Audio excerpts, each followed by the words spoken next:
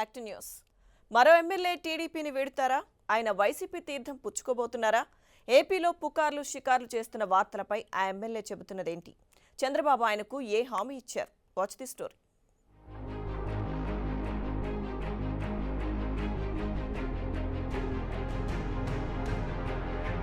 ఆంధ్రప్రదేశ్లో ఎన్నికలు సమీపిస్తున్న వేళ వైసీపీలోకి వలసలు ఊపందుకుంటున్నాయి.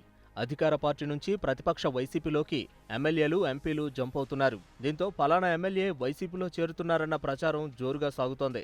టీడీపీ ఎమ్మెల్యే తోట త్రిమూర్తులు కూడా వైసీపీలో చేరతారన్న ప్రచారం జోరందుకుంది. ఆయన త్వరలోనే టీడీపీకి గుడ్ బై చెప్తారని ప్రచారం సాగుతోంది.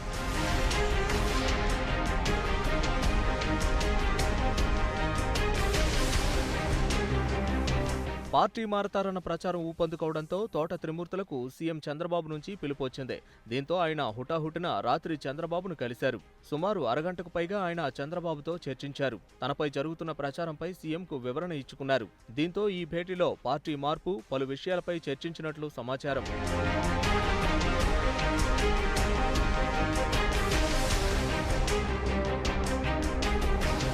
చంద్రబాబుతో భేటీ తర్వాత తోట త్రిమూర్తులు మీడియాతో మాట్లాడారు. టీడీపీని వీడుతున్నట్టు వస్తున్న వార్తల్లో నిజం లేదన్నారు. అవన్నీ పుకార్లేనని కొట్టిపారేశారు. తానెప్పుడూ వైసీపీ నేతలను కలవలేదని చంద్రబాబుకు వివరణ ఇచ్చినట్టు తెలిపారు.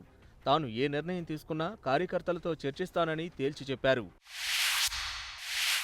ఎవరికి నచ్చిందో మాట్లాడుకుంటారు,